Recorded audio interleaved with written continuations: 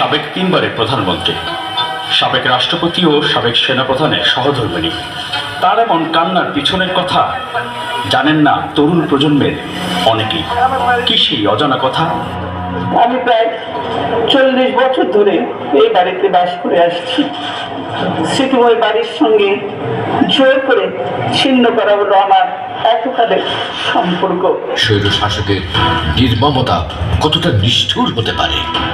স্বাধীনতার ঘোষক শহীদ প্রেসিডেন্ট জিয়াউর রহমানের মাজারে পুষ্প অর্পণ করার সময় ঢাকা মহানগর উত্তর বিএনপির আহ্বায়ক জনাব আমিনুল হককে স্বৈরাচার হাসিনা পেটুয়া পুলিশ বাহিনী দিয়ে রক্তাক্ত করে দেয়। মহানগর উত্তর বিএনপির হাজার নেতাকর্মী সহ সারা বাংলাদেশের কর্মীদেরকে লক্ষ লক্ষ মামলার আসামি করা হয়।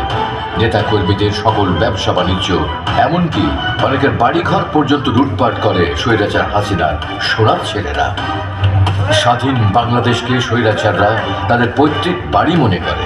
শুরু হয় লুটতরাজ, ধ্বংসযজ্ঞ, চাঁদাবাজি, সীমাহীন দুর্নীতি, জুয়ার আসর, কিশোর গ্যাং, সন্ত্রাসবাদ, শিক্ষাঙ্গনে নৈরাজ্য এবং নারীদের সম্ভ্রম নষ্ট করার এক মহোৎসব। দ্রব্যমূল্যের সীমাহীন ঊর্ধ্বগতি সাধারণ মানুষের নাবিশ্বাস হয়ে ওঠে। একের পর এক পণ্যের দাম বৃদ্ধি এবং এদেশের রেমিটেন্স যোদ্ধাদের অসম্মান করে কামলা বলা, মেধা পাচার সহ নানাবিধ হাজারো অপকর্ম করে এই স্বৈরাচার শেখ হাসিনা। স্বৈরাচার হাসিনার রোষানল থেকে রক্ষা পাননি আমাদের নেত্রী, আমার মা, দেশের নেত্রী বেগম খালেদা জিয়া। তাকে মিথ্যা বানোয়াট মামলা সাজিয়ে দিয়ে বছরের পর বছর বিনা চিকিৎসায় কারা অভ্যন্তরে রাখা হয়। রক্ষা পাননি দলের পরিচ্ছন্ন রাজনীতিবিদ, বিএনপির মহাসচিব মির্জা ফখরুল ইসলাম আলমগীর, অ্যাডভোকেট রুহুল কবির রিজভী সহ অসংখ্য সিনিয়র নেতৃবৃন্দ বিভিন্ন সময় দীর্ঘমেয়াদী কারাবরণ করেন। স্বৈরাচার হাসিনা বিচার বিভাগের ক্ষমতা কেড়ে নিয়ে সংসদের হাতে নেয় এবং বিচারপতিদের ঘাড়ে বন্দুক রেখে প্রধানমন্ত্রী কার্যালয় থেকে বিচারের রায় পাঠানো হতো। ধ্বংস হয় বিচার বিভাগ, যা সাবেক প্রধান বিচারপতি এস.কে. সিনহার বক্তব্যের মাধ্যমে বাংলাদেশের মানুষ পরিষ্কারভাবে জানতে ও বুঝতে পারে। ডিজিএফআইতে চাকরি লোককে সিভিল অ্যাডমিনিস্ট্রেশনে প্রধান বিচারপতিকে বলে দেওয়া তুমি চলে যাও, দেশ ছেড়ে চলে যাও। এইটাও তো সে এই যে মেজর জেনারেল মোহাম্মদ শরীফুল আবেদিন, সেও তো এটা করেছে। বিরোধী দলের নেতা কর্মীকে জেলে ইয়ে করে এই করে সাপ্রেস্ট করে ক্ষমতায় নিয়ে আগমন করেছে। স্বৈরাচার সরকার এই অভিজ্ঞ বিচারপতিকে একজন দুর্নীতিবাজ প্রমাণ করে জোরপূর্বক তাকে দেশ থেকে তাড়িয়ে দেয়। সত্য ও ন্যায় সংবাদ প্রকাশ করার কারণে অনেক সাংবাদিককেও জেল, জুলুম সহ দেশ থেকে বাধ্য করা হয়। রাষ্ট্রীয়ভাবে টুটি চেপে ধরা হয় সংবাদ মাধ্যমগুলোর। লাখো লাখো অপকর্মে দেশটাকে ধ্বংসের চূড়ান্ত পর্যায়ে নিয়ে যাওয়া হয়। বাংলাদেশ ইতিহাসে সর্বোচ্চ ঋণ খেলাপি হিসেবে পরিচিতি পায়। স্বৈরাচার হাসিনার ছেলে জয় বাংলাদেশ ব্যাংকের রিজার্ভ থেকে ডলার চুরি করে পাচার করে দেশটাকে তলাবিহীন ঝুড়িতে পরিণত করে। জাতীয় নির্বাচনের সময় আসলেই স্বৈরাচার দিনের ভোট রাতে করে, আওয়ামী দামি নির্বাচনের উৎসব করে।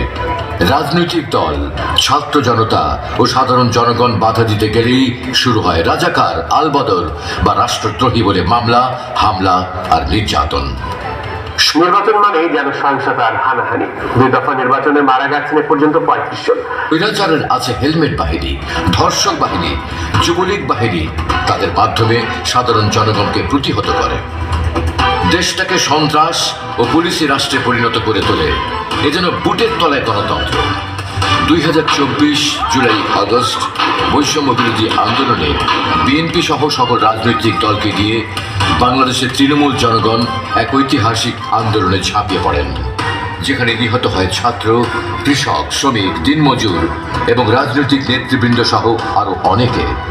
আহত অবস্থায় এখনো মেডিকেলের বেডে অথবা বিছানায় অসুস্থ হয়ে কাটাচ্ছেন অনেকেই। কেউ হারিয়েছেন পা, কেউ হারিয়েছেন হাত, কেউ হারিয়েছেন চোখ, তারা অন্ধ হয়ে এখনো বিছানায় কাতরাচ্ছেন। 2024-এর বৈষম্য বিরোধী ছাত্র আন্দোলনে ঢাকা মহানগর উত্তর বিএনপির আহ্বায়ক জনাব আমিনুল হক সহ অসংখ্য নেতাকর্মীকে ডিবি হেফাজতে রিমান্ডের নামে চোখ বেঁধে শারীরিক নির্যাতন করা হয়। এই নির্যাতন থেকে 2 বছরের শিশুও বাদ যায়নি।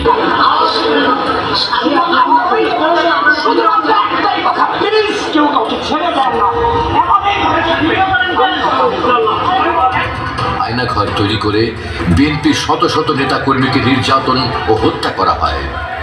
গুলি করে করে লাশ নামানো হচ্ছে কিন্তু গুলি দিয়ে মরে একটা আমার তো হয় একটা একটাই আছে বাকি লাখো মানুষের রক্তের বিনিময়ে 2024 বৈষম্য বিরোধী আন্দোলনে এদেশে মেধাবী ছাত্র সমাজ, কৃষক, শ্রমিক, দিনমজুর, শিক্ষক, মৌলবী, সকল পেশাজীবী ও হিন্দু, বৌদ্ধ, মুসলিম, খ্রিস্টান, পাহাড়ি, উপজাতি সবাই এক কাতারে দাঁড়িয়ে স্বৈরাচার হাসিনা সহ তার দোসরদেরকে দেশ থেকে তাড়িয়ে দেয়।